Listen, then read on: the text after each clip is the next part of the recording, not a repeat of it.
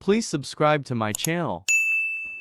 আসসালামু আলাইকুম দর্শক, এই ভিডিওতে আপনাদেরকে খুবই গুরুত্বপূর্ণ একটা জিনিস শেখাবো। সেটি হচ্ছে কিভাবে আপনি আপনার ফোনের র্যাম বাড়াবেন। দেখা গেছে যে আপনার ফোনে র্যাম রয়েছে 6 জিবি বা 8 জিবি, বাট আপনি র্যাম ইউজ করতেছেন 4 জিবি এবং আপনি বুঝতেও পারতেছেন না আপনার ফোনে 4 জিবি র্যাম ইউজ হচ্ছে, পুরোপুরি 6 জিবি হচ্ছে না। কিন্তু আপনার ফোনে তো 6 জিবি র্যাম রয়েছে বা 8 জিবি র্যাম রয়েছে, সেটা পুরোপুরি চলছে না, বা আপনার একটা সেটিংস না করার কারণে আপনি এটা বুঝতে পারতেছেন না যে আপনার ফোনে কয় জিবি র্যাম আসলে ইউজ হচ্ছে।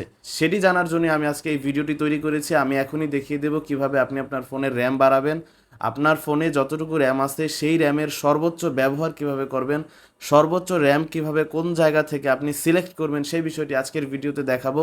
তো আমি চলে যাচ্ছি মোবাইল স্ক্রিনে। তবে মোবাইল স্ক্রিনে যাওয়ার আগে আপনাদেরকে একটি রিকোয়েস্ট করবো, আপনারা যারা আমার এই চ্যানেলটিতে নতুন বা আমার এই চ্যানেলের ভিডিও এর আগেও দেখেছেন বাট সাবস্ক্রাইব করেননি আমার চ্যানেলটি, বা আমার এই ভিডিওতে লাইক টাইক করেন না, তাদের অনুরোধ করবো আমার এই ভিডিওতে লাইক দিয়ে দিন এবং আমার এই চ্যানেলটি সাবস্ক্রাইব করে দিন। তো দর্শক, চলে যাচ্ছি মোবাইল স্ক্রিনে। তো দর্শক, আপনার ফোনের র্যাম বাড়ানোর জন্য আপনি চলে যাবেন আপনার ফোনের সেটিংসে, এবং সেটিংসে এসে এই যে সার্চ বাটন পাবেন, এখানে ক্লিক করবেন এবং এখানে সার্চ করবেন হচ্ছে র্যাম প্লাস লিখে। যদি র্যাম প্লাস লিখে আপনার কোনো অপশন না আসে তাহলে আপনি লিখবেন যে র্যাম এক্সটেন্ড। আমি বানানটা দিয়ে দিচ্ছি, র্যাম এক্সটেন্ড। এই অপশনটি দিয়েও যদি না আসে তাহলে আপনি লিখবেন হচ্ছে ভার্চুয়াল র্যাম। এই অপশনটি লিখেও যদি আপনি সার্চ অপশনে লিখে যদি আপনি না পান তাহলে আপনি লিখবেন হচ্ছে মেমোরি এক্সটেনশন। এই অপশনটি বা মেমোরি বা র্যাম, এই টাইপের শব্দ আপনি যদি এখানে লিখে সার্চ করেন তাহলেই এরকম একটা অপশন পেয়ে যাবেন। আমি পরবর্তীতে দেখাচ্ছি কীরকম অপশন, সেখান থেকে আপনি আপনার ফোনের র্যাম বাড়াতে পারবেন। তো আপনাকে একটু খুঁজে দেখতে হবে সেই অপশনটি কোথায় রয়েছে। তো দর্শক, আমি র্যাম প্লাস লিখে সার্চ দিয়েছি। আপনার ফোনটি যদি স্যামসাং হয় তাহলে আপনি র্যাম প্লাস লিখে সার্চ করলে পাবেন, আর যদি স্যামসাং না হয় অন্য কোনো কোম্পানির হয় সেক্ষেত্রে আপনাকে একটু ওই যেগুলো আগেই বললাম ওইগুলো সার্চ করে আপনাকে একটু খুঁজে দেখতে হবে যে সেই অপশনটি কোথায় রয়েছে। তো দর্শক, আমি এখানে র্যাম প্লাসের উপর ক্লিক করব। ক্লিক করার